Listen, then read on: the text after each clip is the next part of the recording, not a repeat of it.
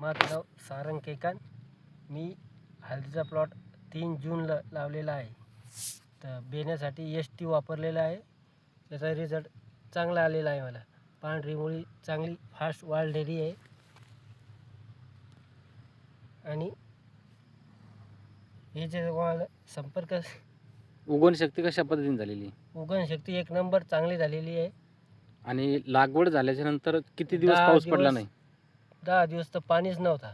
बर 10 दिवसानंतर मग ठिंबकद्वारे पाणी. जमीन उकरायला तुम्हाला भुसभुशीत गेली का कडक गेली? जमीन बी अशी भुसभुशीत आहे. बर तर ग्रीन प्लॅनेटचं ST वापरून समाधानी आहात का? हो.